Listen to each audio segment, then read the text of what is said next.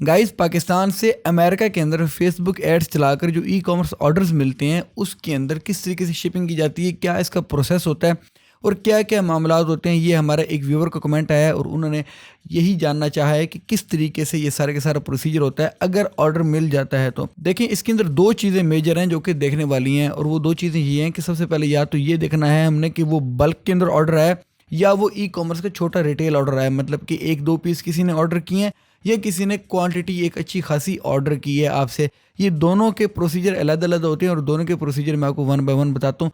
Number one पर सबसे पहले हम देखते हैं जो बल्क ऑर्डर्स आते हैं, मतलब कि ज़्यादा क्वांटिटी का अगर किसी को ऑर्डर मिलता है तो उसका प्रोसीजर जो है वो काफ़ी ज़्यादा डिफरेंट होता है एज़ कम्पेयर टू अगर ई कॉमर्स के छोटे ऑर्डर्स आते हैं।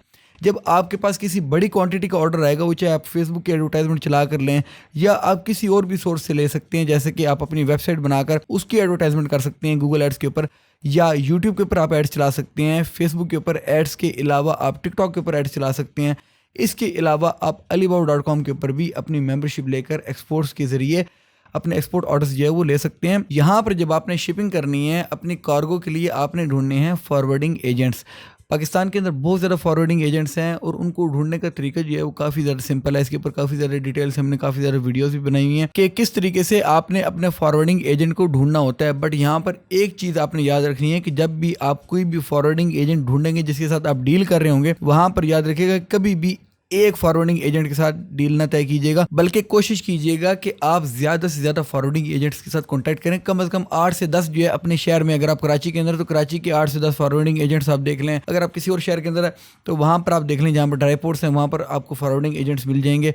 वहाँ से आपने डील करनी है। वहाँ पर आपने 8 से 10 से जब आपने रेट्स लेने हैं ना, तो आपको एक कॉम्पिटिटिव रेट मिल जाएगा। हम जब भी सोर्सिंग करते हैं ना किसी भी मुल्क से कोई भी सामान की, तो वहाँ पर हमारे 8 से 10 एजेंट्स होते हैं जो कि हमारे राब्ते में होते हैं और उन सब से हम रेट्स लेते हैं। उसके बाद हम डिसाइड करते हैं कि भी कौन सा बंदा कैसे रेट्स दे रहा है, और साथ ही साथ हमें तो ये भी सारी बात है कि पता होना चाहिए कि उस आदमी की सर्विसेज कैसी हैं।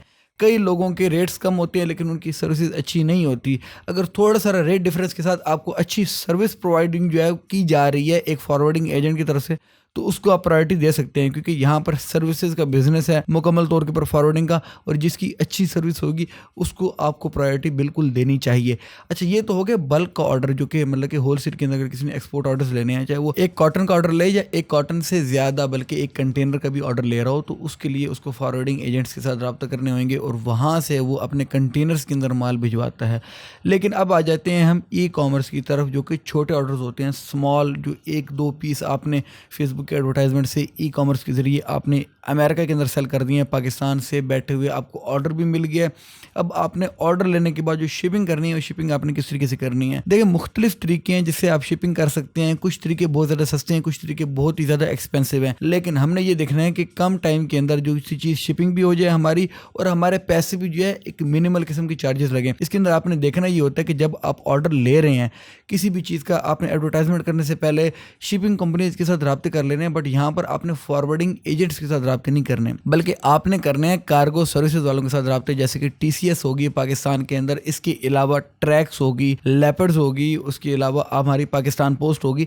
इन सब के साथ आपने रब्ते करने हैं। DHL होगी, DHL के साथ आपने रब्ता करना है। फेडेक्स के साथ, इन सब के आपने ले लेने हैं रेट्स। आपको इन सब के रेट्स पता होने चाहिए। साथ ही साथ इनसे टाइमिंग भी ले लेनी है कि कितने टाइम के अंदर कौन सी शिपिंग कंपनी जो है वो आपको प्रोवाइड करेगी सर्विसेज के इतने टाइम के अंदर हम पाकिस्तान से US आपका पार्सल पहुंचा देंगे। अब यहाँ तक तो मामला इतने तक आ चुका है कि आपको पता है कि कौन सी कंपनी ने कितने हिसाब से जो है वो आपसे चार्जेस लेने हैं और कितने दिनों के अंदर आपको डिलीवरी देनी है। जब आपको इस सब का पता लग जाए, उसके बाद आपको चाहिए कि आप एडवर्टाइजमेंट चलाएं और अपने जो शिपिंग चार्जेस हैं वो अपने प्रॉफिट के अलावा उस प्रोडक्ट की कॉस्ट के अंदर ऐड करके अपने ऑर्डर्स लें। मतलब कि अगर वो प्रोडक्ट आप बेच रहे हैं $90 की, उसके ऊपर शिपिंग कॉस्ट लगनी है $20 या $30 शिपिंग कॉस्ट लगनी है, तो आपको $30 ऐड करने चाहिए स्टार्टिंग के अंदर ही, बिफोर एडवर्टाइजिंग योर प्रोडक्ट। अब उससे फ़ायदा आपको ये होगा कि आपको प्रॉफिट में से अपनी शिपिंग चार्जेस नहीं देने पड़ेंगे या आपको किसी भी तरह से लॉस बियर नहीं करना पड़ेगा, बल्कि आपकी मुकम्मल तौर के ऊपर पहले का ही होमवर्क हुआ होगा, जिसके ज़रिए आप अपने एड्स चलाकर काफ़ी ज़्यादा आसानी से जो अपने शिपिंग के चार्जेस हैं वो निकाल सकेंगे। ज़ाहिर बात है, जब आपने पहले डाले होंगे तो आपको प्रॉफिट सारा का सारा सूखा प्रॉफिट बचेगा और काफ़ी ज़्यादा हेल्दी किस्म के आपके मार्जिन्स बन जाएंगे। ये सारे का सारा प्रोसीजर होता है। अगर आपने बल्क के अंदर लेना है या आपने रिटेल के अंदर लेना है, मुकम्मल तौर के ऊपर दोनों का